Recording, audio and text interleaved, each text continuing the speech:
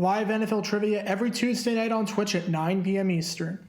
Come show off your football knowledge and have a chance to win cash prizes. Check the link in the description to find out more. And now, on with our feature presentation. What's the most common line used in a post-game press conference by a head coach? In all likelihood, it's something along the lines of, "I'll have to look at the film," or "We'll watch the film and evaluate and go from there," or something like that. The importance of film and game tape cannot be overstated. You get to see who played well and who didn't. You get to see what mismatches there are to be exploited. You get a good idea as to what your opponents are running. The film room and the preparations that coaches make in there are how games are won and lost. So that raises the question, what happens if you don't have any film to work with? What happens if you ask for film and the other team just refuses to give it to you? Well, it leads to a crazy controversy between two head coaching giants that almost completely strained their decades-long relationship and caused a massive uproar around the league. In 1974, prior to a game against the Cincinnati Bengals, the Houston Oilers were in the midst of a scandal that had Bengals head coach Paul Brown all riled up. And this is the story behind the infamous cheating controversy. Before I talk about the incident in question, we need some context to understand who the two men involved in the scandal are, and how important the game was for both of the teams in question. Entering the 1974 season, the Cincinnati Bengals and Houston Oilers seemed to be two teams trending in opposite directions. In 1973, the Bengals were the winners of the AFC Central, making the postseason for the second time in franchise history. They finished that season with a record of 10-4, which was the team's best record ever. Meanwhile, the Oilers were all sorts of terrible. The once proud champions in the early days of the American Football League were now the laughingstock of the NFL, coming off a back-to-back 1-13 seasons. The team was an absolute mess, and that offseason, things would get even messier, when Bud Adams made a series of really bad and questionable moves that seemed to alienate his team's fan base. I went in depth about that a while ago, so if you want to learn more about that disastrous offseason for the Oilers, then click the card in the upper right corner. And to start off the 1974 season, it sure seemed like things would stay trending in that direction. Through 5 weeks, the Bengals were 4-1.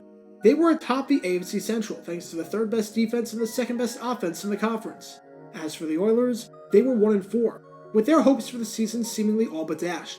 Being 3 back of a playoff spot 5 games into the season is not ideal. But when your offense has mustered up just 52 points through the first 5 weeks and has the second worst point differential in the conference, it's not too much of a surprise. Anyone who thought that 1974 would be just like 1973 for both of these teams had to like how that prediction was looking. However, around this time, the tide began to turn for the Oilers. For Cincinnati, it was more the same, as they went 2-2 over the next 4 games to be 6-3 after 9 weeks, which was what most Bengal fans were realistically expecting, considering that they had to play the Oakland Raiders and Pittsburgh Steelers in that stretch. But the Oilers, out of nowhere, started to win some games. Sid Gillman had the team going in the right direction, and after a 1-5 start, which dropped them to an abysmal 2-31 record over their previous 33 games, the Oilers won 3 straight, with one of those wins being a 34-21 victory over the Cincinnati Bengals. And in Week 10, it was time for the rematch between those two sides. But before the game, there was a major controversy that raised the stakes in the rivalry just a little bit. Now, before I talk about the actual controversy, let's talk about the two coaches competing, because it adds another layer to the entire incident in question. On one side, you had Cincinnati Bengals head coach Paul Brown, who by this point had established himself as one of the greatest coaches in the history of the NFL. I think just about everyone back then had him on their Mount Rushmore of all-time coaches, likely alongside Vince Lombardi, George Halas, and Don Shula. He won 7 championships, whether it was in the AAFC or the NFL. He had 1 losing record in 17 seasons with the Browns. He took the Bengals to the postseason in their 3rd year of existence, which was unheard of for an expansion team. Brown was a coaching titan, and part of how he became a titan was because of his revolutionary way of using game film. He was the first coach to ever scout opponents by using game film. What is commonplace today was not commonplace when Brown started out coaching, because Brown was an innovator in every sense of the word. There's a reason that in 2019, Brown was called the greatest innovator in the history of football by the National Football League. And this ability to use film will play a critical part in our story in just a few moments, because being able to scout through film was an instrumental part to Brown's success. On the other side, you had Houston Oilers head coach Sid Gillman. He was also one of the pioneers in using film to scout opponents into game plan. Regarded by many as one of the greatest offensive masterminds of all time, he was extremely meticulous in how he prepared for a game. Alongside Brown, he's credited as one of the first coaches to cut up game film.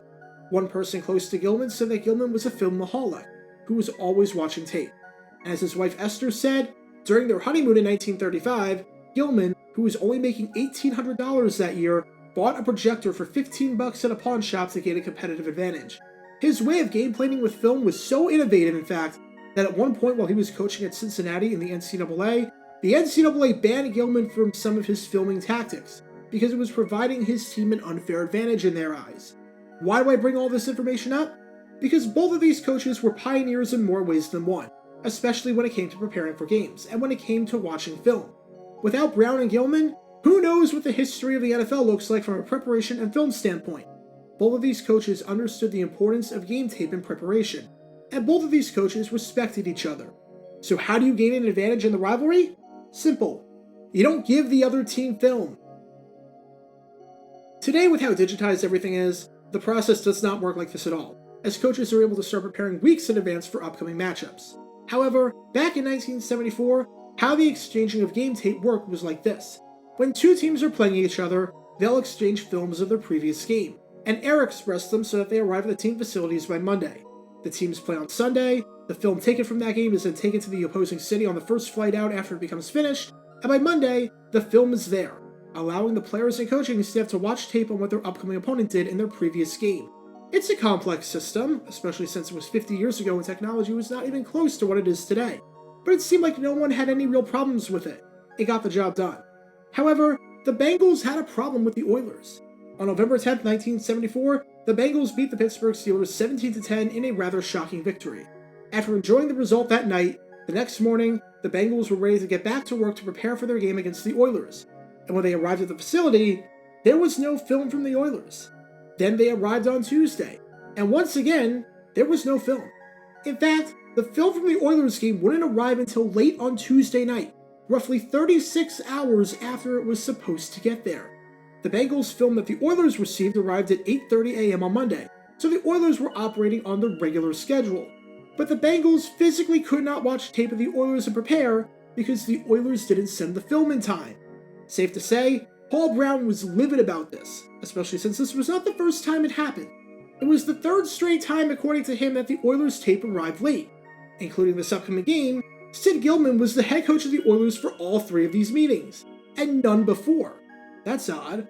Brown said that this was ridiculous, and that the Oilers were the only team in the NFL that they had this problem with. It was so bad that Bengals players were supposed to watch film and were sent home early because there was literally nothing to do without the film. Naturally, Gillman clapped back. He said that it wasn't his fault that the film didn't arrive in Cincinnati in time, but rather, it was the result of an inexperienced cameraman. A few things seem off with that logic.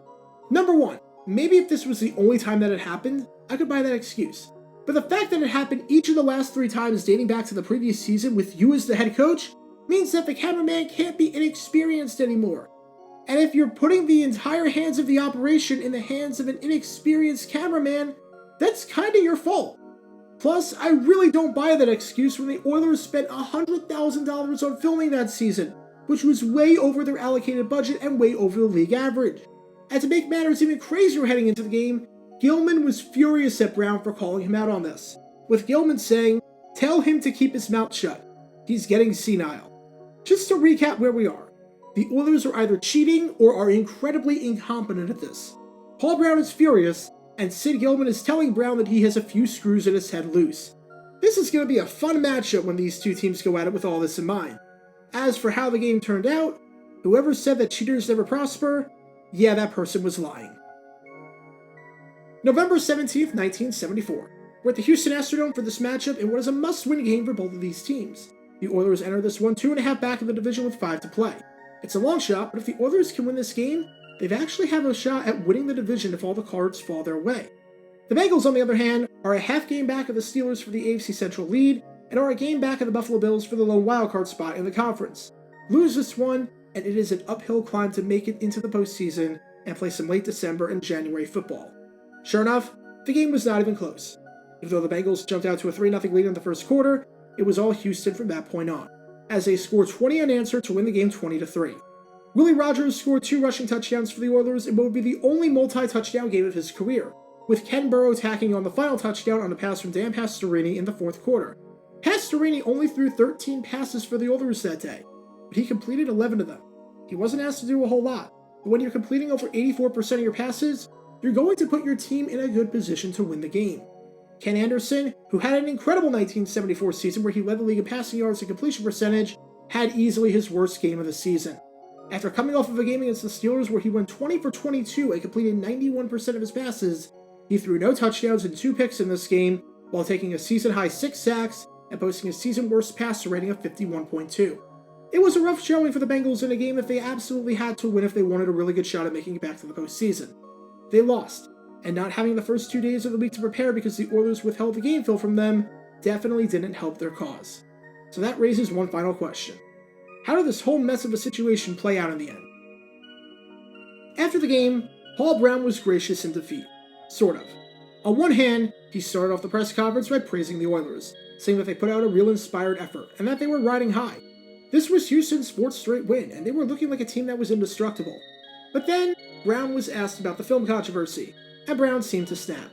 When someone asked him about whether or not having the film impacted the team's preparation for the game, Brown said, "Well, that's it," and stormed off, ending the press conference on that question. He was clearly bothered by the whole ordeal, and the fact that he didn't say anything along the lines of the film wasn't the reason we lost today clearly shows that this was important, and this was still weighing on his mind. Fortunately, this game did not matter in the grand scheme of things. Even if the Bengals won the game, they would not have made it to the postseason. They were so battered with injuries that they would wind up missing the postseason by finishing the year with a 7-7 record. And even though the Oilers didn't make the postseason, they did finish with a 7-7 record as well, bouncing back following an atrocious start, and for the first time in the 70s, giving fans something to be proud of. And after the season, Gillman and Brown patched up their differences. Gillman wrote a letter afterwards to Brown, apologizing for calling him senile, and not wanting that statement to ruin their relationship. Brown graciously accepted and said, "I told him to forget it, to put it aside. I told him we shouldn't let it affect our long relationship." The Oilers weren't punished by the league for this, and Gillman and Brown cleared things up. So just like that, the controversy was water under the bridge. It wasn't the first time that there was a cheating controversy involving the Oilers, as I made a video about an incident that happened in 1967 that had the New York Jets up in arms, which you can learn more about by clicking the card in the upper right corner. But whereas that one was caused by an announcer just misspeaking and tripping on his words, this one actually seemed to have some substance to it. For Paul Brown, who thrived off of film, to not have film to evaluate here absolutely killed him. Who knows whether the result of the game or the season changes if the Oilers send the film to Cincinnati in time and allow the Bengals to prepare normally. But because they didn't, what we got was a bitter feud between two of the greatest coaches and innovators of all time. Get your official Jaguar Gator 9 merchandise by going to jg9shop.com, and be sure to like this video, ring the notification bell, subscribe down below if you haven't already, as it helps the channel out a lot, and be sure to check out Twitch every Monday and Tuesday night at 9 p.m. Eastern for your chance to play NFL Trivia and win cash prizes. Link in the description below. If you want to see videos like this condensed down to 60 seconds, then follow me on TikTok at JaguarGator9 and subscribe to 60-second NFL History on YouTube. To see highlight videos of players throughout the history of the NFL, subscribe to JG9 Highlights. Also, special thanks to all of our Patreon supporters who help get the channel. Your support is greatly appreciated. So you can become a patron and request future video topics in the description below.